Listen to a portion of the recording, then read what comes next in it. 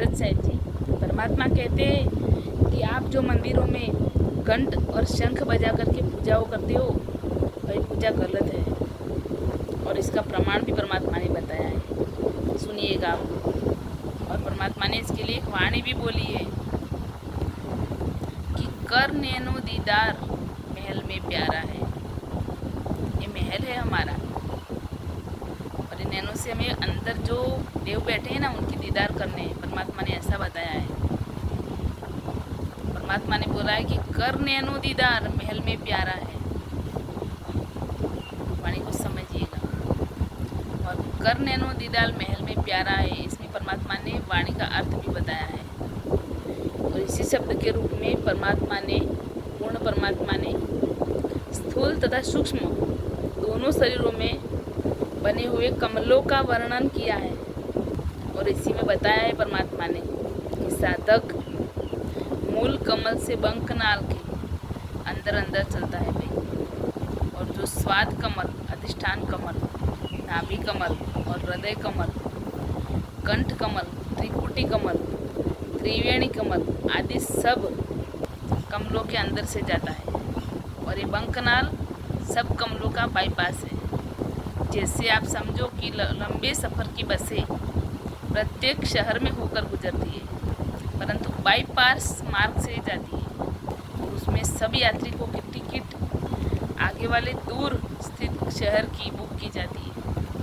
उनको, मुसाफरों को, बीच में आने वाले शहरों से कोई लगाव नहीं होता, भले ही वही कितना भी जगमग हो, चाहे वहाँ पे मानव मेला हो, चाहे वहाँ पे कुछ भी हो, लेकिन जो जाने वाला होता है, जहाँ की टिकट कराई है उसने, उसे यहाँ पे ही जाना है। हाँ, लेकिन परमात्मा कहते हैं कि कुछ मूर्ख उस चमक दमक को देखकर अगर गाड़ी से उतर गया तो उसको वहीं रहना पड़ेगा और उसकी टिकट व्यर्थ हो जाएगी। लेकिन जो बुद्धिमान व्यक्ति होता है वो ऐसी गलती नहीं करता, वो कभी बीच में नहीं उतरता। वो जहाँ पे जाना है, जहाँ की टिकट कराई है, वो वहाँ पे ही जाएगा।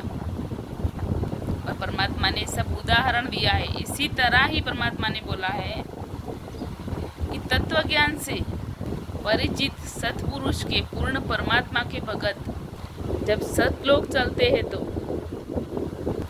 मार्ग में आने वाले कमलों की और उनकी चमक दमक की ओर नहीं ध्यान देते हैं। उनको बहुत अच्छी तरह पता होता है कि हमारी टिकट शंख कमल दल वाले शहर सतलोक की बनी है। हमें इनकी चमक दमक और सुरीली ध्वनियों की ओर नहीं खिंचाना है। हमारा इनसे कोई लेना देना नहीं है भाई। और परमात्मा ने कितनी सरल भाषा में हमें समझाया है कि त्रिवेणी आती है, इसके पश्चात में सहस्त्र, हजार पंखुड़ी का कमल है जो ज्योति निरंजन का है। ये ज्योति निरंजन का महाब्रह्मांड कहते हैं, सॉरी महास्वर्ग कहते हैं इसको। ये ब्रह्म लोक है और उस कमल की 1000 पंखुड़ी है भाई, और इसकी चमक दमक भी है और एक ज्योति जैसी लगती है आपको, जैसे 1000 ज्योतियाँ जला रखी है जो अखंड जलती है। और उसी ब्रह्म लोक के पास परमात्मा ने बताया है महास्वर्ग में घंटा तथा शंख बजने की आवाज़ें आती है। और जो काल ब्रह्म के भक्त है उन्होंने अपने गुरुओं के आश्रमों में घंटा और शंख बजता देखा और सुन रखा होता है। और वो जब ये धुन सुनते हैं तो वहाँ पे खींचे चले जाते हैं भाई। लेकिन मालिक ने बताया है कि सत्पुरुष के पूजा वाले आश्रम में घंटा और शंख नहीं बजता है भाई। इसलिए पूर्ण परमात्मा के भगत इस तरफ ध्यान ही नहीं देते और परमात्मा की तरफ आगे बढ़ जाते हैं भाई। और अब हम कल आगे बताएंगे आपको, इसी वाणी में आगे बहुत है, लेकिन हम कल आपको आगे बताएंगे। रील ज़्यादा लंबी हो जाएगी, इसलिए सच है। जय हो बंदी छोड़ की।